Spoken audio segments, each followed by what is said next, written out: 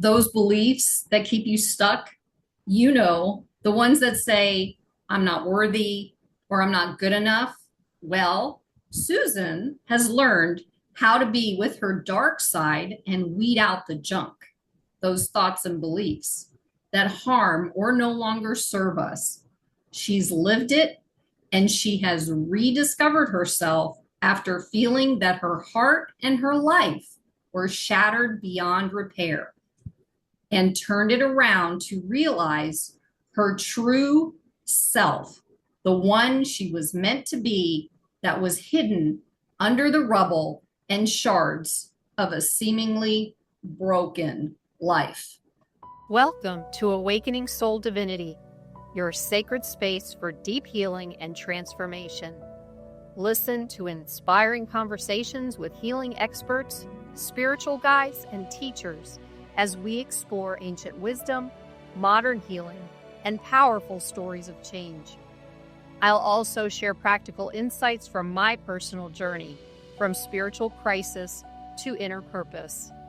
Whether you're seeking to overcome anxiety, embrace your true nature, or awaken your higher self, this podcast offers guidance to help you transform your life and elevate collective consciousness.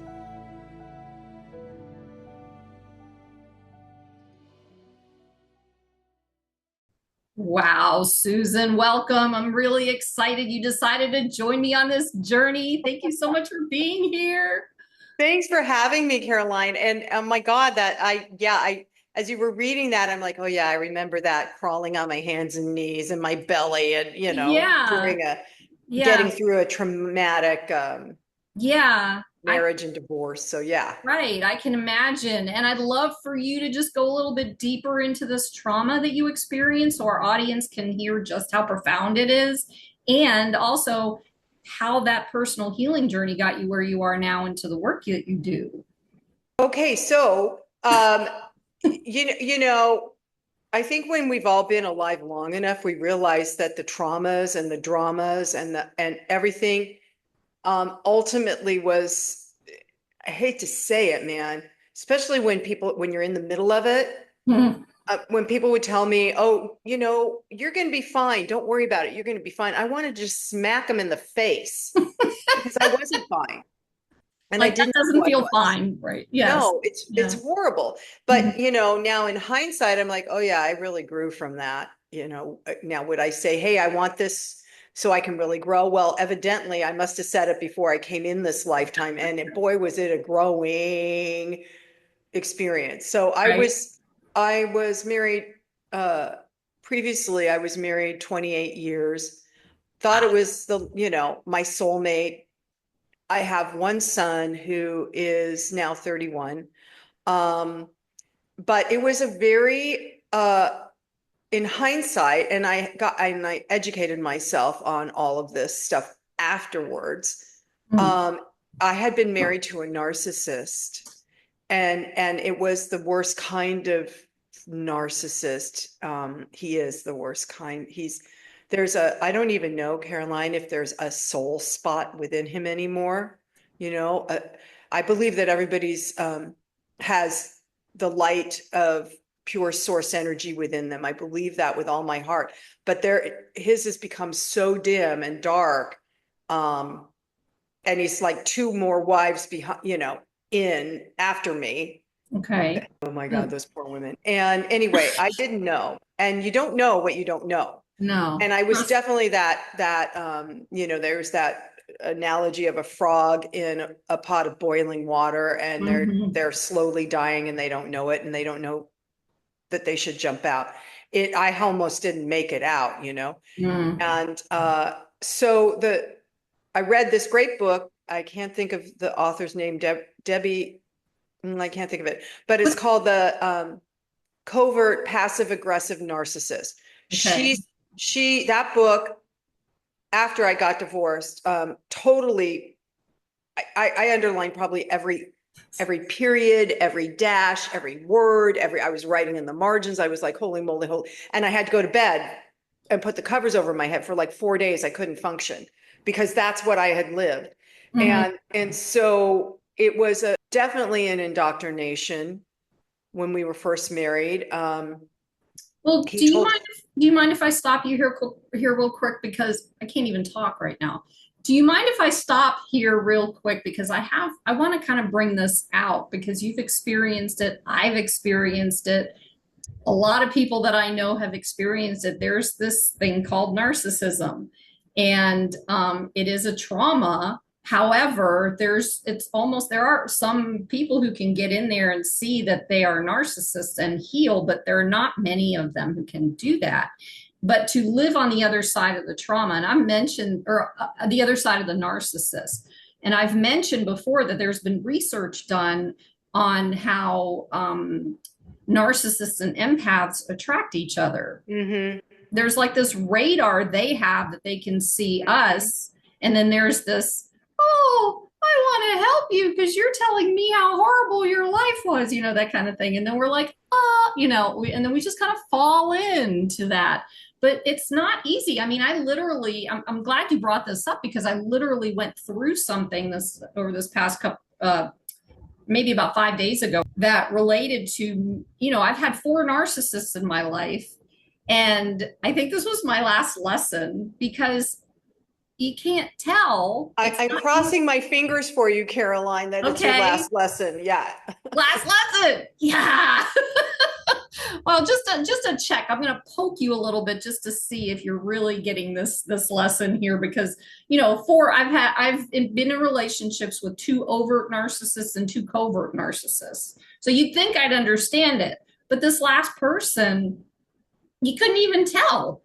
But it wasn't until a good friend of mine kind of was sitting there mirroring me about what a situation that happened. And I'm like, oh, yeah. God, but can you kind of talk a little bit about what you learned, especially from that book, just to give people an understanding? And please understand that there are also women narcissists out there. I've also dealt with that before, too. Yes, I have too. So can you kind of go a little bit into your experience about what that was like, just getting out of it or what you could, learn or glean from this experience? So to just share with others. Yeah. I am empathic. I'm also clairvoyant. Yeah, not the surprising. clairvoyancy actually developed more once I got out of that. That marriage, that relationship. But I'm also pretty gullible. I'm pretty. There's a part of me that just believes in innocence and magic and I'm making fun of it by saying it that way. But you think everybody has a good side to them, right? It's I want to see, and I tend to see good. Yeah. I don't always see. I'm much better at it because now I have boundaries. I have energetic shields around me. So if somebody that is narcissistic or dark is approaching me, I get like a ding, ding, ding in my radar. And I'm like, okay, not doing that, not going there. Mm-hmm. But I didn't know, what I didn't know in that relationship is that I had been indoctrinated by being told beautiful stories that he believed. He does it all the time and he believes it, what he's saying, it's why he was a really good salesman. But I was indoctrinated. I fell for the romantic stuff. I listened to him when 3 years in, he was already having an affair and I intuitively felt it. And he said, "Oh no, I'm your husband. You're supposed to trust me." I went, "Yeah, I guess I am." Yeah. And stayed longer. Right. I really, that was like a pivot point. I could have got out then and I didn't. And so there's the idea of being indoctrinated. And then once you've drank the Kool-Aid, you're just in it, not recognizing. Then there comes the thing that they do, which is tearing you down, which is making fun of you in front of people or ignoring you in front of people, not wanting you to be there, acting like they're embarrassed to be seen with you. This is like, so my self-esteem totally tanked. And then there's the thing of it's all your fault. So if you bring up something that you want to discuss, or there's a problem in the relationship, it's all your fault. It's never their fault. They never take responsibility for their actions. I mean, you guys, you just got to look at what's happening in our country right now, because that's a narcissist. And that's and they're not apologetic. So there's also gaslighting. So when you call them out on stuff, they'll say, "Oh, I didn't say that. No, I didn't mean that. You didn't understand me." And then in front of friends and family, they're the perfect ideal, they're just really lovely, even though they're kicking you under the table kind of thing, so there was never physical abuse, but the emotional and mental abuse I went through, I'm still recovering, and I've been out 10 years. And I'm in a beautiful, beautiful relationship with a man who didn't know anything. He's innocent and empathic as well. So I finally found the correct vibe for me, and he didn't understand narcissists. And when I would be, after I got together with my current partner, he'd come home sometimes finding me on the floor sobbing because my ex-husband had said something, and we were still kind of in a financial battle. And he kept saying, "Well, can't you forgive him?" Well, that's the hard part, because when I woke up and went, "Oh my God," and I stayed 28 years. 28 years. Who sits in that pot of boiling water that long and survives, but who comes out of that healthy and clean? So when I was going through divorce, I did not realize that he was a narcissist, and a dark one. I did not realize that. And I remember I was having all sorts of emotional reactions, some that would come out through my body. So I was so enraged from stuffing my emotions for that many years, probably earlier too, that I started hiving. I had an experience. I'd never had a hive in my life. I didn't know what it was, but I had hives from my eyelids all the way down my body, front and back, to my ankles for 1 year. I kid you not, 1 year. I was maybe itch-free 3 days out of that year. And it was because the rage was just coming out through my skin. And eventually I found the right person and healer and, detox and blah, blah, blah, to clear enough of it, because I couldn't even function. It would happen if I saw him walking across a parking lot, I would get dizzy. It was all being expressed through my body. And thinking, because I was handling it, but as I was going through the process of all the divorce papers and yada, I realized I didn't know who I was anymore. If I even did before I married him, I was 25 and naive, like I said. So I didn't know myself. I didn't respect myself. I certainly didn't love myself, because he kept saying, "Why would anybody want you and that body?" Really? And I'm a very pretty woman, but I didn't believe it. So, I mean, I believed him. So I had to do a lot of inner work to basically put that relationship and the harm kind of in a box, so I could really begin to investigate, who am I now? What have I learned? And then beginning to learn how to love myself from the inside out, not from. So I didn't want to jump into a relationship. A lot of women going through divorce, they want to jump into another relationship. I'm just swimming right now. Right. I didn't want to, because I knew I had work I had to do. I had to learn to love and respect myself. And if I could love and respect myself, I would then be able to attract a partner who loved and respected himself. And then we could be together and grow together in healthy ways. Yes. Not in detrimental ways. And so that became my task. And so a lot of it was using all the skill sets I had developed as an intuitive healer and a spiritual counselor. So I was journaling, I was meditating, I was writing affirmations that really worked. And I know because I'm healthier than I ever was. But plus, so the guided meditations I was doing would just drop in. I channel guided meditations. Who knew you could do that? But I do. And what does that mean? the skill sets I came into during the actual final process of divorce was the clairvoyancy. And I can read energy, which I had always done, but I took responsibility for it. So I can look at someone or stand next to someone and I can feel where they might be experiencing pain, where maybe they have a disincarnated entity attached, or they have trauma from a past life. I can see it in their body or feel it. Now, I'm not somatic, but I can see those things. And the other thing was I listen. So I listen on multiple levels, which is when I'm counseling with people and they're telling me my story, I'm hearing the words behind it that they're not saying.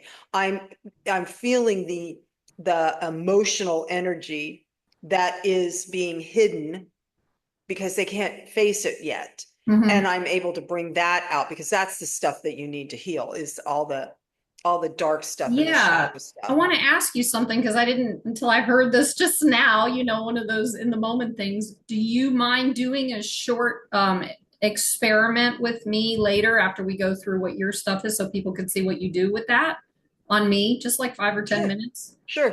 Okay. Yeah. Okay. So yeah, go on. To finally answer your question about channeling guided meditations, during COVID, I started to, part of my service was to do daily guided meditations on Facebook Live. Okay. And then I developed this whole skill set of to where I have hundreds of guided meditations on an app called Insight Timer. Yes.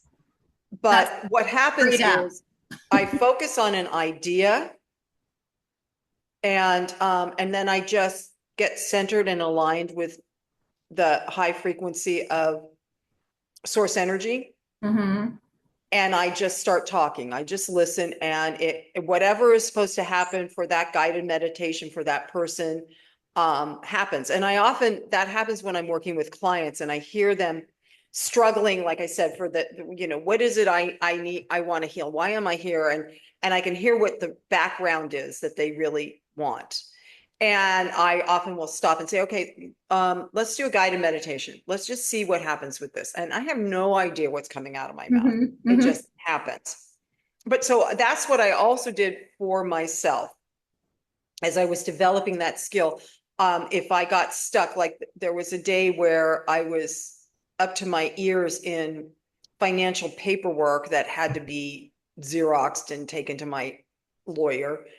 And I was standing in my kitchen. I remember I was overwhelmed with the sense of shame. And I didn't understand what it was coming from. Now, fast forward to recognizing I was with a narcissist for so long. Of course, there was shame, but I didn't know what it was. I didn't understand why I felt that way. So I immediately sat myself down and went into meditation and asked, what is this? And I saw that I was in a room, like a closet, a room, and there was this sticky, mucky stuff all over the walls, the ceiling. It was dripping.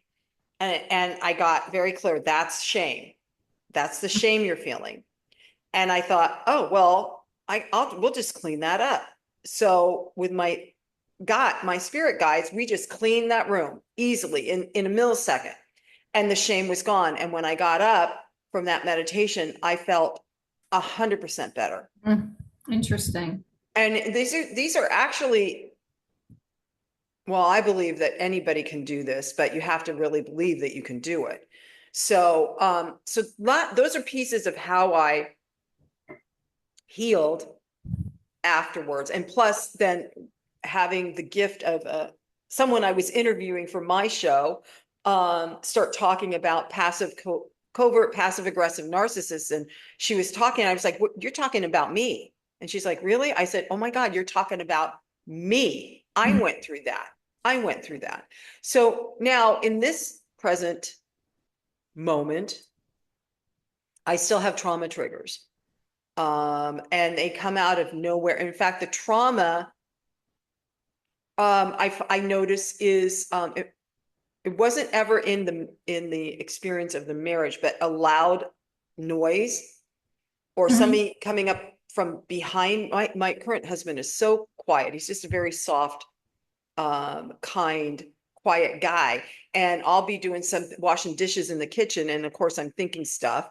And he'll come up behind me. I don't even know he's there, and scares the living daylights out of me. Now, it's not because I was physically harmed in that previous marriage or anything, or there were loud booms going off, or it's just once, I don't know, once I had trauma and I was recognizing that it's trauma, I'm now realizing that there's other things that can trigger that trauma or that adrenaline. It's the adrenaline pump.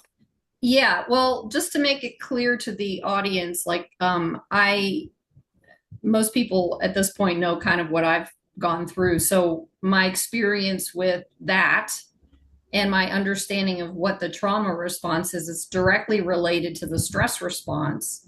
And when you're in hypervigilant mode, if you haven't cleared the energies of whatever happened to you as a child, usually it starts there, so it's kind of locked in at that point, and then other things kind of land on top of it, and people call that complex PTSD, so basically what happens is the nervous system is still, there's like a gap in the nervous system, and I might have shared this when you interviewed me, I don't remember, but there's like this trauma response or stress response to a trauma where it goes through the cycle, but it doesn't close. There's like still a gap there. So what I'm picking up on with you, interestingly enough, because you had this awareness with this other woman, I'm just going to share it and you see if it resonates with you.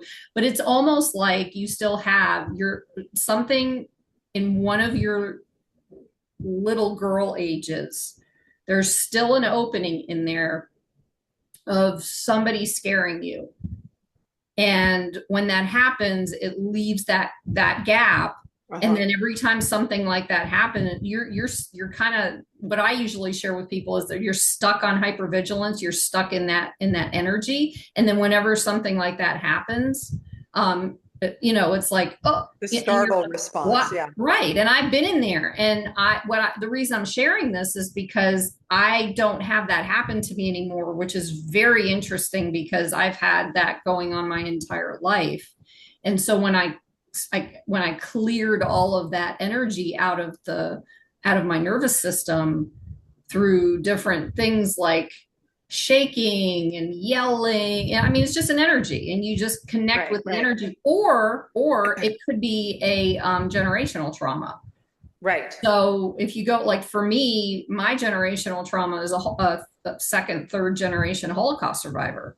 So I have had this undertone of fear, anxiety, and all kinds of stuff running underneath the surface for years, and I couldn't figure it out. So once I got through all the things that were my childhood, it was still happening. Then I was like, oh, great. That's when I started doing my ancestral healing work. But I just wanted to throw out a couple of things for.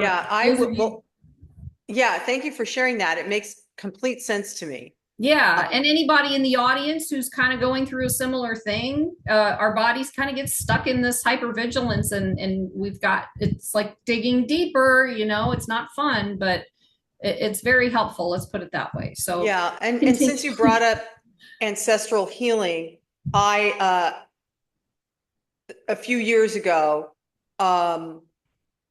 again, I hit a wall in my business where I wasn't moving forward.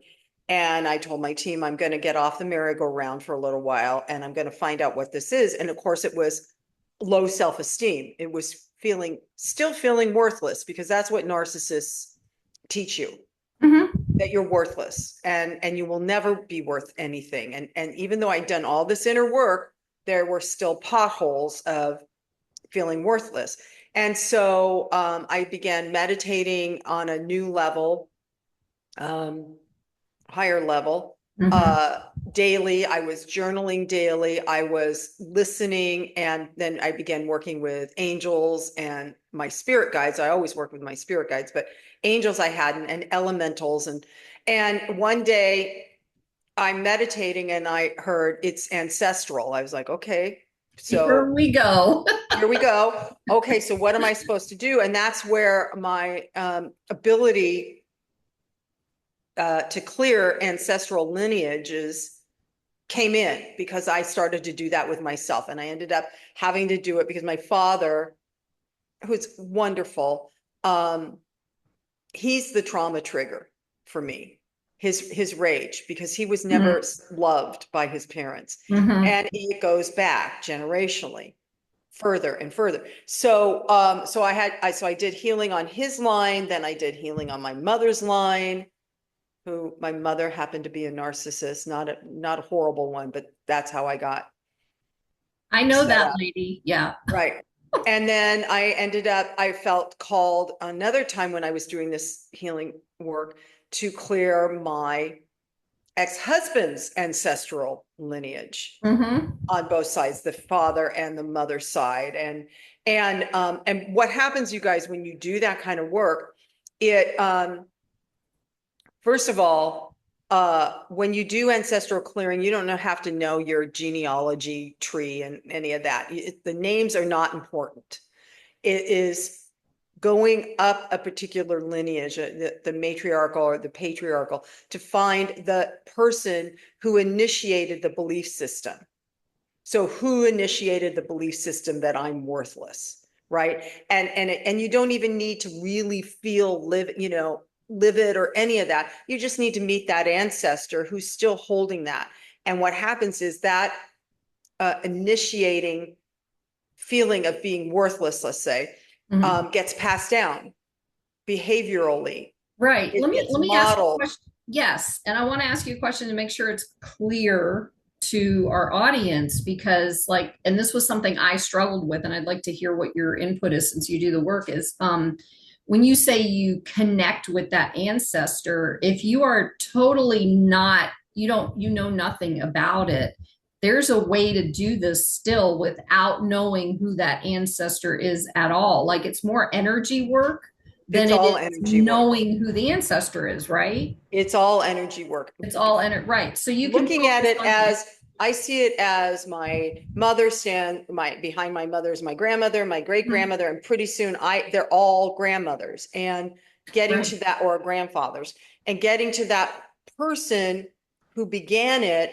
I don't need to see them. I don't necessarily, but I've gone back, to the 1700s.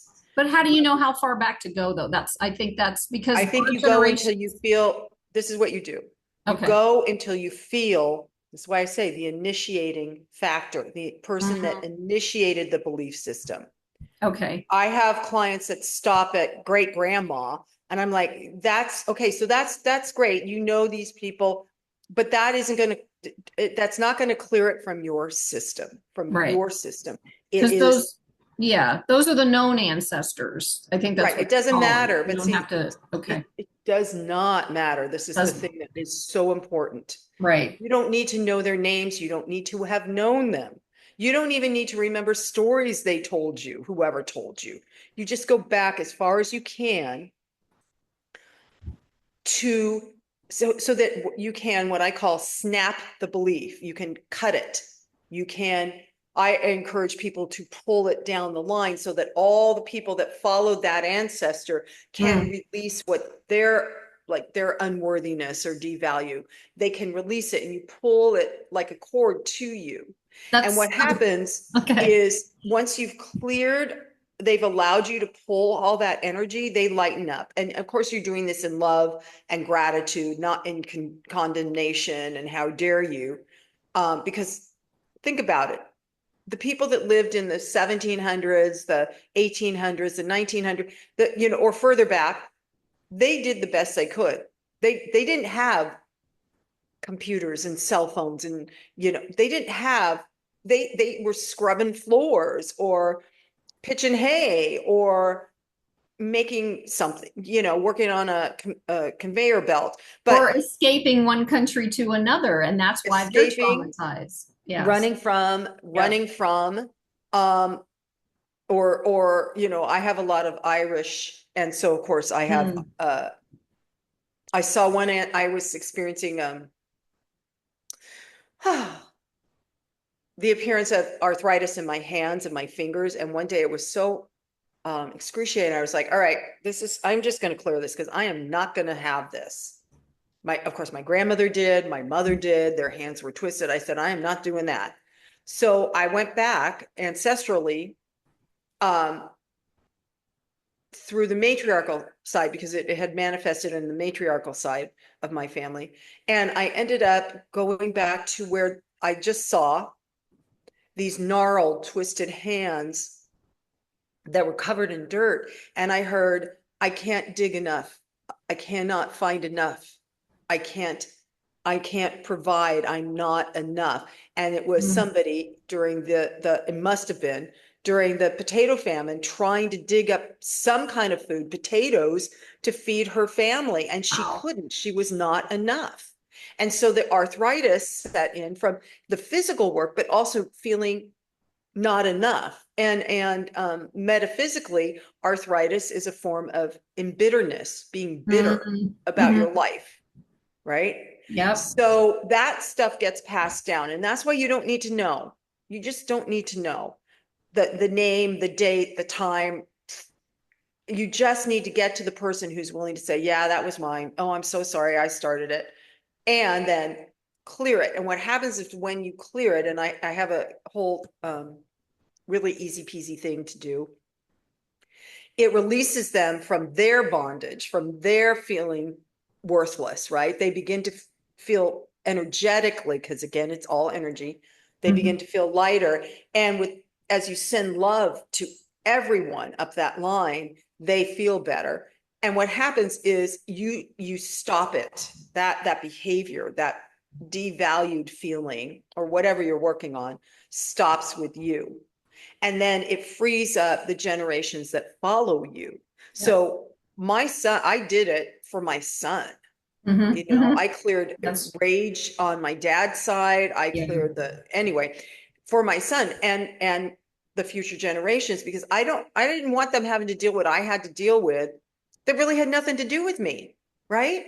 It was just handed down. Like like when you come from a family of 8, the oldest sibling gets the new clothes and the youngest Right. sibling is wearing the hand-me-downs, right? So it doesn't need to be handed down. You don't need to relive it. Hmm. You can let it go, and then the future generations have more freedom to Yeah. choose how they want to live their life and not Yeah. have that And that's stuck all on top. energetic. That's all energetic, right? And it's interesting because it will go back 7 generations to heal, and it will go forward 7 generations, even though those 7 generations may not even be here. I think that's really cool how that actually works Well, going because it's forward. also, Caroline, because it's energy, Hmm. you can be very finite in the, oh, it's going to go down my generational lineage. But because it's energy, what happens is when you turn from that behavior, Hmm. it radiates to everyone. So you're Hmm. not just releasing your future generations, you really are, I'm getting huge affirmation right now. Yeah. You really are releasing the world, Yes. because we are Yes. all, now, why is that? It's because we are all divine energy, and because we're divine energy, we are connected. Doesn't matter what side of the aisle you sit on, it doesn't matter what country you grew up in. It doesn't matter if you're on the front lines of a battle, or Yeah. all connected. And because of that, then you are gifting Yes. so many people the freedom to not have to deal with that thing, so they can heal whatever it is they're dealing with. May I share something in Yeah. here related to that? It was a process I went through doing generational healing with someone else working on me.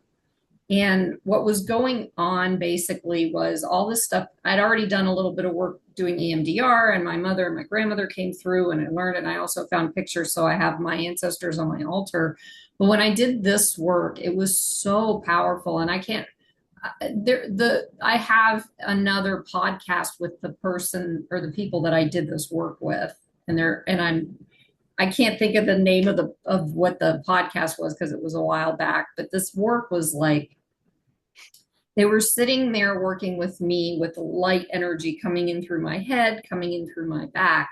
And they knew I wanted to work on the generational piece of this because it kept coming up at that time. And so I was like, and I keep seeing this light come in. And then all of a sudden, like obviously my eyes are closed for me. That's how I do it. All of a sudden I saw like millions, like I'm thinking I'm working on my own family. And I saw millions of these shapes of people just kind of standing or floating or whatever that was. And it went back and back and back and back. And then when he was bringing that light in for me, the light like came through me, went out to these millions of people. And then there was light that came in behind them. And as this was going on, at some point, they started lifting. And all I could hear, like, because we were trying to get them to go into the light, I think that's how it was working. And all I could remember was these shapes just lifting off, just real slow going up. And then I could hear, I'm probably going to tear up here a little bit. I could hear the words, thank you, thank you, thank you. I was like millions of souls just saying, thank you, thank you, thank you, thank you. And they were floating up and you could see the light like pulling them and coming up underneath them. And when I talked to him and explained that, it was not only like my ancestors were standing at the front, and then all of the other people who were, well, not all of them, but obviously a good portion of them who were in the concentration camps were being lifted up and out. And it was interesting because, you know, I know about a whole like section of my family. I connected with a cousin, and a whole section of my family all died in 1942. It's on ancestry.com. So it's obvious, you know, sometime around there. And they were just like, the minute that happened though, everything lifted off of my shoulders, everything. I mean, it felt so light. And then I kept doing a little bit more. I have like letters and documents and different things for my grandfather and my mother in a bin from World War II. And I went through all that. I have a bunch of pictures, old pictures from my mother's side of the family, my dad's side of the family. Both sides were involved in some way with the Holocaust. And what was interesting to me, it was like, because I was able to clear that energy, it felt like they were getting stronger, and they were then helping me to clear mine. And now it's like this mutual thing. If something comes up, I actually have, like I said, I have them on my altar. And whenever I go into my room to go to bed at night, or if I happen to be walking past them for whatever reason, and I'm like, oh my God, you know, because everything in the world is very similar to what they went through that's going on now. And I walk past them, I'm like, come on, help me out here. I'm really I'm really trying hard. And when I say that, it's almost like I get this wave of strength from them, you know? And it's so interesting how this works. It's like it's not something you would believe if you walk past somebody on the street and they're like, yeah, you know, just hang out with your ancestors and take a chat with them or do this or do that. And, you know, it's not like that. It's because it's energetic. It's because it's beyond this earth, non-physical, that there's just this power in that. And then I found out from them later on that they were actually, now that we've done this type of work, they're actually here to help us walk through what's happening. Oh, God bless. Planet. Because, man, who wants to do that? And I'm sure a lot of them reincarnated specifically. They don't want to see this again. So they want to support us. And I'm not talking about, obviously, my generations. I'm talking about all the generations, the Native Americans, the Irish, the this, that. All of them are here to help us. That's my feeling. That's what I feel like they connected with me on. And that was like huge because I feel like that's why this is why I'm doing this work, because it's like this. I don't even know how to explain it. I don't know what words to use for this. It's just so big, and they're there. They're here with us, all of them, whether we believe it or not, whether we feel it or not. But if you Yeah, do it's the true for work, everybody. yeah, if you do the There, work, our ancestors they might be your spirit guides as you see them, or your angels, but yeah, they're here. yeah, And I would imagine a lot of them have incarnated. I know I'm one. And I'm watching this going, oh my God, here we go again. Here we yeah, go yeah. again. And the most important thing I want your listeners, which I know they hear all the time when they listen to your shows, is to really recognize that the physical world is a manifestation, okay, Mm-hmm. of residual Mm-hmm. thinking. Mm-hmm. So what we're experiencing right now is old thought. Mm-hmm. It's encrusted. Yes. It is and it's damaged. And that old thought is going to be is getting removed energetically. I know sounds weird to people, I'm sure, but No, well, maybe it, it's yeah. not getting swept away because it's so entrenched, right? But everything we're watching around the world with the wars and the divisiveness and whatever label you want to stick on it is happening because that old thought that Mm-hmm. created what we're living now um, is done, and that is the ancient uh, patriarchy, that before there was balance between the divine feminine and the divine masculine. But then at some point, and I could point to it, but I won't, the masculine, the patriarchy decided they wanted to be in charge Mm-hmm. 3, 4, 5,000 years ago.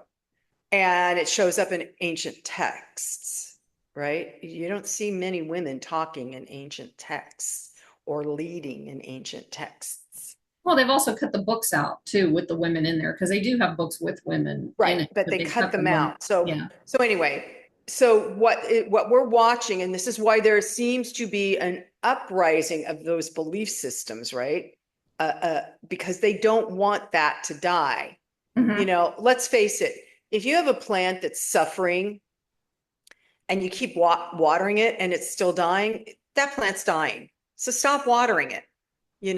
I'm sorry, but I have to have a conversation with my snake plant over here because he's doing okay, but yeah. I know I have one that I'm like, come on, buddy. And I'm like, oh, you just don't want to do this anymore. Okay. Yeah. But anyway, so I digress. So, Me too. the residual, the old stuff, which is why clearing ancestral stuff, I believe now is one of my missions. It's important because that has to be removed or Mm-hmm. loosened enough Mm-hmm. so that the new world, the new earth, Yeah. the new paradigm that is more driven by the divine feminine can be more downloaded within us so that we can live Mm-hmm. the life from a place of a high frequency of love. That's And my belief. balance. A Yeah. high frequency of love, a high vision of light. Now, what do you do with those things, right? Well, there becomes kindness, compassion, cooperation, Mm-hmm. collaboration, lots of C words, and as opposed to divisiveness. So then people and countries and places that have ancient wounding, like in Israel Mm-hmm. and Palestine, those the blood of generations, we're talking like 3, 4, 5,000 years, is just so soaked into that land there. Mm-hmm. And so how can the next generations do something better? And so it's hard to come up with a new vision Mhm. And I'm a visionary, so I tend to be ahead of the curve. It's annoying for me, I but know. Me too. um, but it's hard to come up with a new vision of how can we operate collectively Yeah. together. How can Yeah. we develop self-respect and therefore respect for you and the other, you know? Yeah. And we're going through that in our country right now. Well, and Hopefully, it's there not won't even be a lot of blood seeping into the ground again. right. And it's interesting that you brought that the blood seeping into the ground piece because I think I wrote a poem something like this a while ago, but maybe I need to write another one about it. Anyway, what hit me while you were saying that was you used the word encrusted, and I started seeing the words encrusted into the earth. Mm. And you didn't bring up how the response of the earth was also happening at the same time, but I'd like to bring that in here because they're buried in the earth. I mean, they may not hope, maybe hopefully they're part of the land at this point and not just in a pine box or whatever, but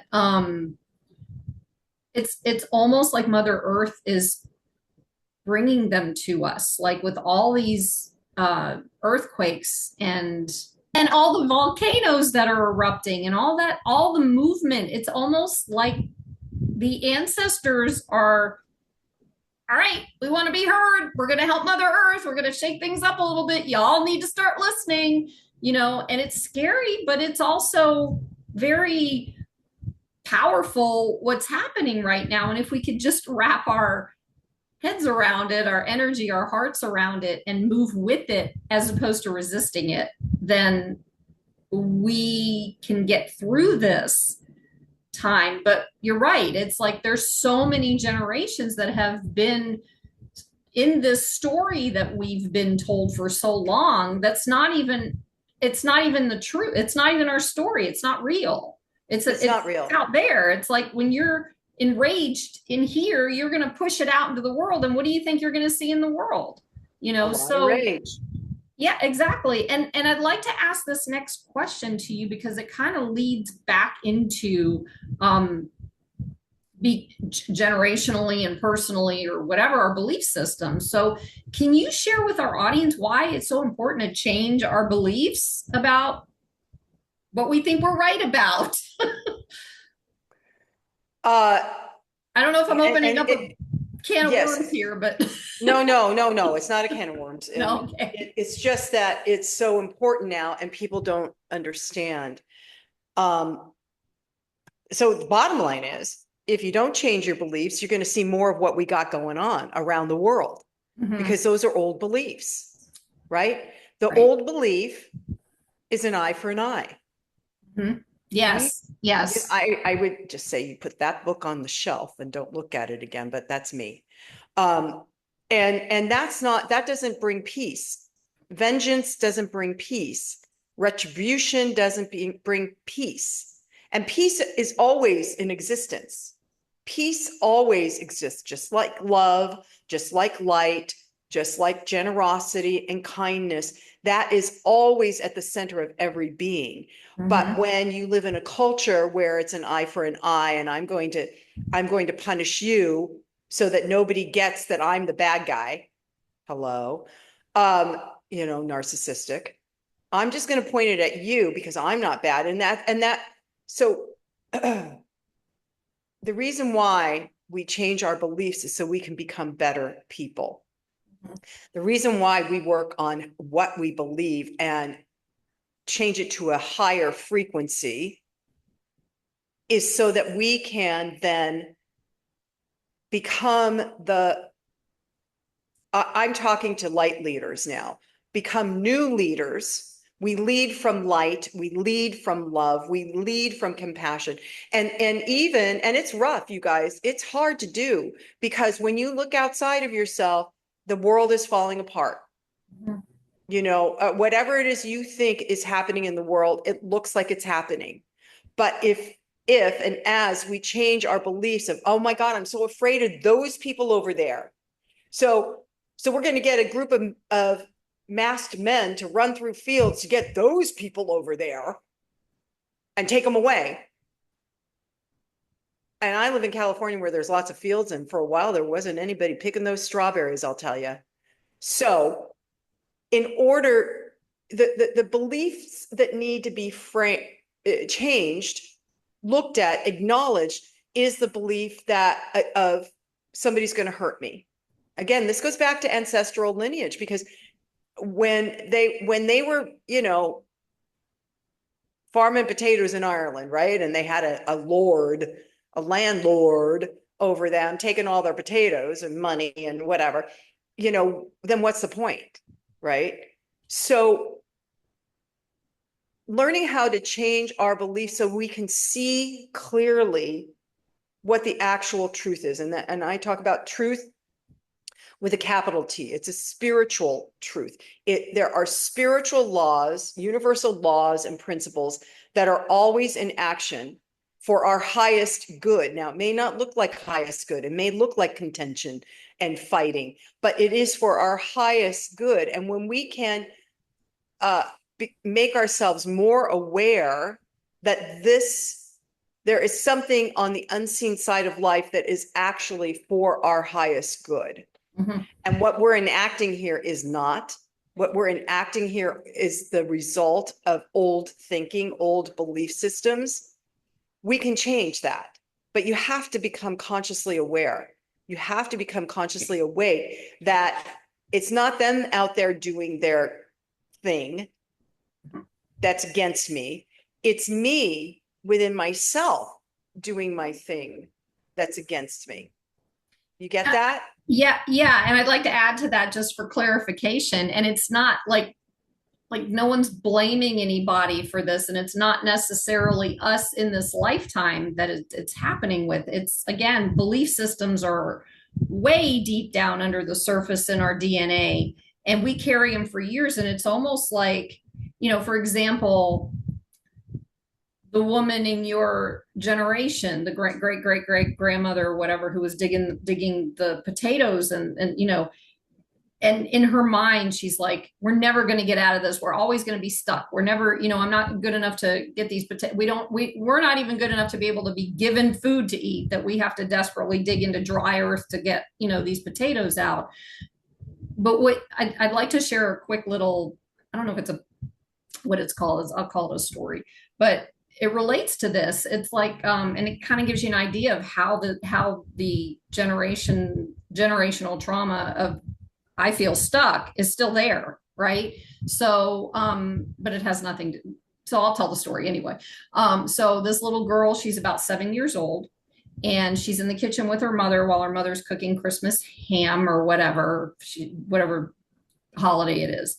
And she cuts the end of the ham off on both ends and sticks it in the pan, getting ready to put it in the oven.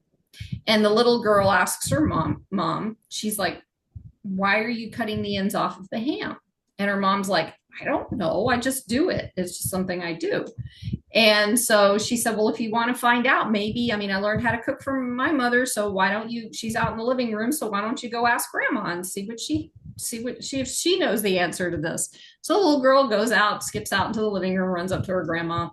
And she said, mommy's in there cutting the ends off the ham, and I wanted to find out why that's happening. And the grandmother's like, I don't know. I've been doing it for years. I've always done it like that. So there's your great grandma. Why don't you go ask her? Great grandma sitting on the other end of the living room. So the little girl runs up to her great grandma, and she's like, great grandma, why is mommy cutting the ends off the ham? And the great grandma goes, oh, darling, the reason that your mom cuts the ends off of the ham is that back in my day, I guess we could put it that way, back in my day, we cut the ends off of the ham because our pans weren't big enough. And so we had to cut them off so we could fit them in the pan. There is generational trauma. There is generational teachings. There is generational everything. It comes right through the lineage, and you don't even know it's there. Mom's cutting ends off the ham. She has no idea. And it was just to fit in the pan from great grandma. And right? That's how our belief systems are passed down. Exactly. You know? So that's why I brought that. Your belief that someone that has a different color skin than you means that they're bad people comes from your generation. That's how racism really began. I believe. And Oh, yes, I'm white, but well, no, but I believe there's, that. I have to say this because our DNA goes back so far that in some point there is a connection, whether we want to admit it or not, whether we like that other person or not, for what color their skin is or who they are or whatever, we're all still connected through the DNA. But most people have never been taught that. They don't teach us that in school. They don't teach us these things about the truths of who we are and how that works. So we're not going to know this stuff, and the things that people were taught 300 years ago are not what's happening. We get taught all these different things in school by our parents, generationally, all these different things, and those create these beliefs. So, and then once we have the belief, then we don't know, it runs our system. So we don't really know how to escape that. Well, so what we're really talking about, Caroline, is becoming, is being aware of our internal running system, right? Yeah. Being Yeah. aware, and it's not just in the mind, it's in the full body experience that, like talking about trauma triggers and things like that. Becoming aware, that you have that going on, that you like, in my case, I had low self-esteem. Well, you don't necessarily need to know, really, you don't need to know where it came from. You just need to recognize it. And then you can transmute it. You can change Absolutely. it. You can Yes. lift up out of it. Yes. But you have to recognize it Yeah. first. And that means becoming aware and awake. And you can see I'm biting at the bit here. I'm really glad you brought that up because our belief systems are creating fears. Yes. And these fears can, if we look at them, allow us to be aware. Like, why am I scared of this person? Why am I afraid of this? Why is this? It's your belief systems underneath the surface that's causing you to be fearful, because that's how we've been programmed or trained, whatever. So how do you empower people and show them how to face these fears? Well, that's a good question. Let's see. Because I have multiple ways of doing it. But first, when I work with people, I work with people because they want to change. I don't take on clients that want to be stuck. Mhm. I used to do that, and it was excruciating to me. I only work with Understood. people that want to change. Yeah. And then, so if you're willing to explore your inner landscape, your inner belief systems will show up. And then there's also your shadows, the things you've hidden because you don't want other people to know about it, or your generations have said, oh no, we don't talk about that. So you hide it within you, right? And it doesn't come up. So you're not really being fully you. You're being parts of who you are. So becoming aware of your inner landscape and then the beliefs that run you. Part of what I do is also help people to recognize what they value, right? And then have that be their foundational pillars. So like for me, one of the things that I am immovable on is integrity. If I can smell people that are out of integrity, and because integrity means you're remaining true to yourself, and you're speaking truth out into the world. Mm-hmm. That's really what it means. But also it could be, what do you value? I value compassion or kindness. And then that becomes your truth. And so then you get to elevate things within you that may not be in alignment with integrity or kindness or compassion. Yeah, they'll show up. They'll show up. Yeah. And so that's true, because once you start claiming something, there will be things that show up to point that you're not in that vibration, right? Yeah. That you have not aligned yourself with that truth of that frequency. Mm-hmm. And let's face it, we're all frequencies. We're energy. We radiate just like this broadcast is being broadcast. You can't touch or see it, but you can feel it. Mm-hmm. and then you can hear it. And so becoming empowered is a journey. And that's actually why I wrote my book, to give people, it's more of a workbook, Live Your Empowered Life, a 30-day journey. Yeah. But it's a workbook because I having gone through what I went through with my divorce and coming out of it and really wanting to be my better self. I put in things in that book that I did to help heal myself and help empower myself. So there's journaling prompts, you know, to get the muck out of your head. You got to get your story out of your head. You can't going around and telling people your story, like he done me wrong story, that was mine. It doesn't make the story go away. That's how the beliefs become encrusted. The more you repeat something you think is true, and it's not on a positive field, then it becomes harmful, not only to yourself, especially to yourself, but to others. And that's also what is playing out right now in the world. So getting the muck out of your head, the garbage, the stuff you've been carrying around, so that you can begin to see, okay, who am I now?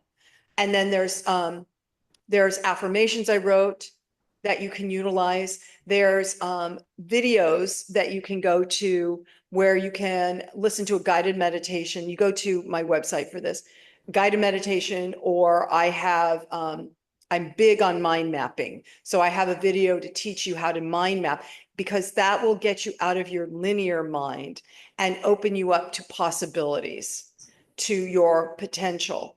So there's all sorts of tools in there. And at the end of working the book, the intention is that you will be free from, well, I call them shackles, the things that were holding you back in your life, so that you can feel more you, more empowered, more comfortable in your skin, you know?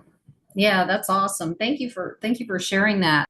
So here's the point where we're going to go into about 5 or so minutes of the work that Susan does, and I came up with a question that I can ask her, and let's see where this goes. So, Susan, the question that and I'm kind of interestingly using this similar question with anyone I talk to who does work, just to see where it's going, you know, and see how it works. And that way people have been watching me for a while. They're watching this process of what's happening with me too. So I think it's kind of cool. But I am in the process of stepping out into different things, not different things, but moving into things that I've been afraid of doing. I mentioned in another video where I'm wanting to write a book that I've been working on for 26 years. You know, the podcast is kind of a doorway. And just what does that look like for me in the next steps or whatever? Okay, so I can't tell you your future, Caroline, but what I heard is you are holding yourself back from stepping into who you want, who you're becoming more of. Okay. Okay. And I'm validating that because that's exactly what I heard before. Right. So, so what we're going to do right here and now, when you're done writing. Okay. All right. Is, and anybody that's listening, you can do this with us. If there's something that you're fearful of stepping into and really being, you can do this with us. Okay. So, I want you to close your eyes and just feel your feet on the ground. So you're grounded in Mother Earth. And then taking a deep breath, breathing that earth energy up so you can feel it moving into your physical, mental, and emotional systems. And then I want you to focus on your heart center, where your wisdom, your divine wisdom resides, where the divinity that you are resides. Just focus on your heart, not your mind. And with the breath, begin to open your heart with love. And begin to breathe love in and exhale love. breathing in love and exhaling love, and begin to feel that love surrounding you. Above, below, side to side, front and back, and just feel that you're now enveloped in a bubble of love.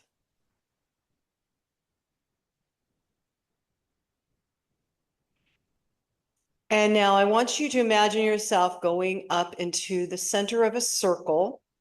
This circle, circumference of the circle, is filled with all of your spirit guides and angels who assist you in this lifetime. And just as you are in that bubble of love, begin to, again, feel the love radiating to you from them and radiating from you to them, so that there is a more expansive field of love.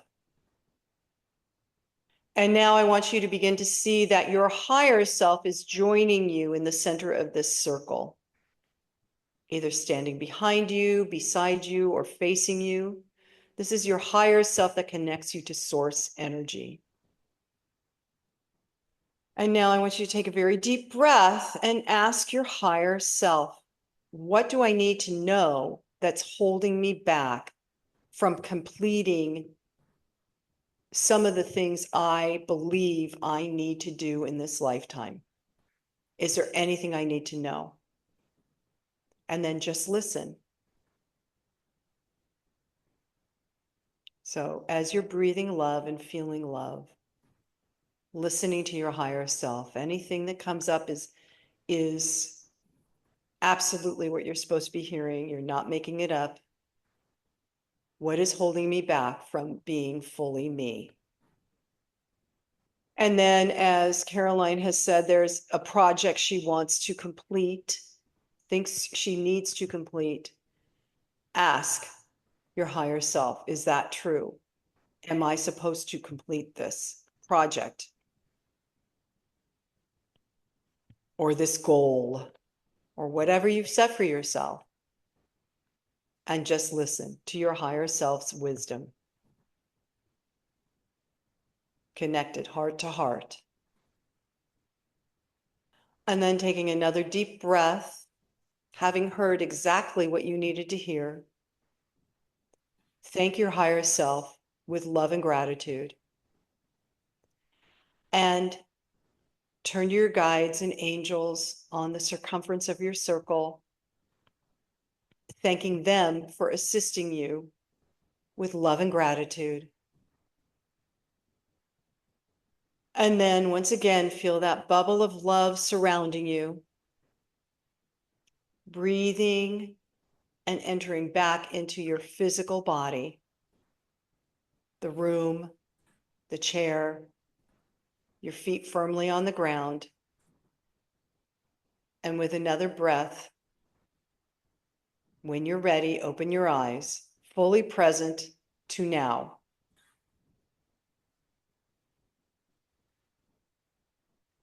Okay, holy crap. This is the first time this came through, and it was like pretty close to when you first started leading me in. So yes, I'm supposed to continue with the work, and ancestral trauma. Apparently, I feel like I'm going to get caught and then be taken away. Yeah. And be punished. Right. And that's why I haven't stepped into it. Yep. And that's not just ancestral trauma, that's lifetimes. Oh, great. That's because many of us that do this work, Caroline, you know this. Mm-hmm. Many of us that do this work, we've been persecuted through lifetimes, murdered, traumatized, tortured, all of that. And then we keep coming back. So it's not because we did something wrong the last time. It's because we have the fortitude. I'm talking to myself right now, everybody. We have the fortitude, the courage, the strength, and the wisdom to not necessarily do this all over again, but to move further ahead, to help humanity move further ahead on the trajectory of ascension that we are currently in. humanity is ascending from Yeah.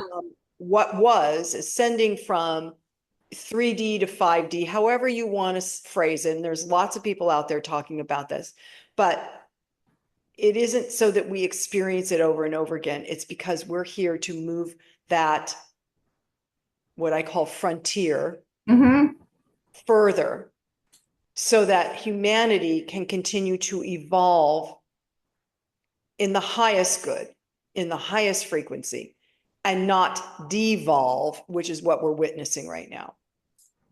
And this is actually an opportunity to do it differently than we did it before. Always has been, every Always time. has been. Holocaust, that World War II was an opportunity to do it differently. Well, I'm not even talking about like the external world. It's an opportunity, like in a past life, if we did it a certain way and it didn't work and we left and we came back, and now we have an opportunity to not do it that way, but to do it in a way that will work for our truth. Yes. Yeah. And for our soul's evolution. Yes, exactly. Oh, that was nice. Thank you for that. Oh, wow. Okay. All right, Miss Susan, I'm going to ask you a few questions that I ask all my guests. And the first one is, if you could offer one piece of advice to someone just starting out on their healing journey, what would it be? Don't be afraid. There's that fear. Yeah, okay. I think that's like the kicker for like any kind of journey we start out on, is being afraid. So yeah, absolutely. And breathe, I guess, do a lot of breath work. If you do feel afraid, do a lot of breath work. I think that would help. Well, it'll be different for, individuals, however they get to where they need to go. But don't be afraid. It can feel like you're entering into the unknown, and you actually are, because the infinite wisdom of the universe is really, truly unknowable. So don't be afraid. How do you define awakening? A desire to know thyself more intimately. And that means really a desire to know the inner source of all. Which leads me to the next question. What do you believe soul divinity is? I think that's undefinable. We have a soul, it is divine. And divine in my languaging means it's an infinite intelligence that really has no name. And it's ever growing, ever expanding, ever evolving, and ever returning into itself. So there's no beginning and no end. Alpha, Omega, is that? Yeah. And then the Native Americans actually call it the Great Mystery. Yeah, so I don't even think we're supposed to know. Well, no, and the human brain wants to know. We're a logical thing. Of course, so. I got that issue. How can people get in touch with you? Go to my website, Susan Burrell, BURRELL.com. And you can find out everything I'm doing. My podcasts are there. You can access my guided meditations through, at the bottom of every page, there's the Insight Timer app. You can find out what I'm putting up on Substack. I have blogs. I am teaching classes. So I am teaching a series of ancestral healing. So you can sign up for that. And I'm doing those on Zoom. So you don't have to be local to do those. And you can contact me if you want to see about doing work together. So awesome. Okay. And the links will be in the description. Finally, is there anything else you'd like to share with the audience before we wrap up? Well, I really, really, really believe that now is the time to listen to your inner wisdom and guidance, to develop your intuition, because you will be better for it. And listen to that instead of the news. 100%. Stay off the news. It'll poke at you. Wow. All right. Susan, thank you so much for being here, having this conversation with me, sharing a little bit of your work and your light. And I am so grateful that you came on here with me. And everyone else, thank you for being here on Awakening Soul Divinity, and looking forward to seeing you next time. Thanks, Caroline.